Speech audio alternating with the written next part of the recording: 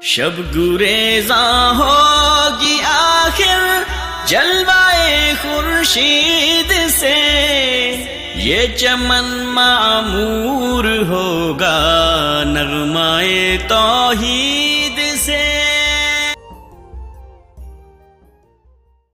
خواتین سے غیر مسلم نوجوانوں کی شادی کی مہم چلا رہے ہیں۔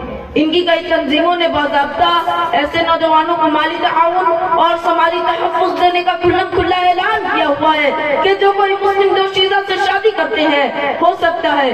ان تنظیموں کے خاص مقصد اور مہم کے تحت مسلم دوشیزائیں غیر مسلموں کے ساتھ بیاہ رچا رہی ہیں، لیکن حقیقت یہ ہے کہ دوسروں کو قصوروار ماننے سے کہیں بہتر ہے کہ خود اپنی غلطی کی اصلاح کی جائے، سماج میں ایمانی اور دینی فضا سازگار کیا جائے، اپنا نظام تربیت درست کیا جائے، بچیوں کے دنوں میں ایمان اس قدر توانا ہو کہ کفر کا کوئی بڑا سے بڑا دھوکہ بھی اسے ہلا نہ سکے۔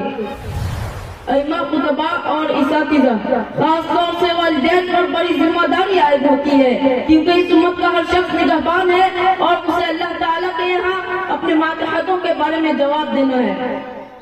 دیکھا یہ گیا ہے کہ اس قسم کے معاملات میں زیادہ تر غفلت، کوتاہی اور قصور والدین کی طرف سے ہوتا ہے۔ ایسا نہیں ہو سکتا کہ بچوں کی نقل و حرکت ان سے پوشیدہ رہ سکے۔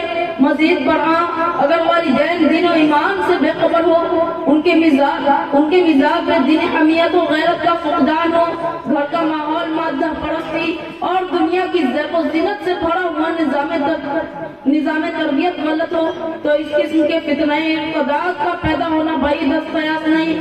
اس لیے سب سے اہم اور ضروری چیز یہ ہے کہ والدین اپنی ذمہ داری کو سمجھیں، دین و ایمان سے اپنا رشتہ استوار کرے اور صحیح خطوط پر بچوں کی تربیت کا فریضہ انجام دیں۔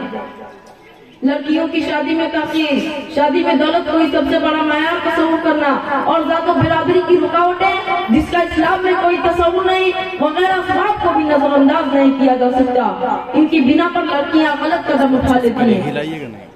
سماج میں بڑھتی ہوئی بے حیائی، فحاشی، عریانیت، ننگا پن، اخلاق باختگی اور حیاسوزی بھی اس فتنہ کی بنیادی وجوہات میں سے ہے جو زندگی کے ہر گوشے میں بڑھتی جا رہی ہے۔ مخلوط نظام تعلیم، محرم و غیر محرم کے بیچ ختم ہوتا حد فاصل، حیاسوز فلمی مناظر کا مشاہدہ، انٹرنیٹ، سینڈ روم اور موبائل کا بیجا استعمال لڑکیوں میں عام ہے، تو ظاہر ہے ایسی صورتحال میں ایمان بچانا کتنا مشکل ہے ہر کوئی سمجھ سکتا ہے۔ آخر میں اللہ تعالیٰ سے دعا ہے کہ اللہ ہماری تمام مسلماؤں اور بہنوں کو نیک عمل کرنے کی توفیق عطا فرمائے، آمین یا رب العالمین۔ السلام علیکم ورحمۃ اللہ وبرکاتہ۔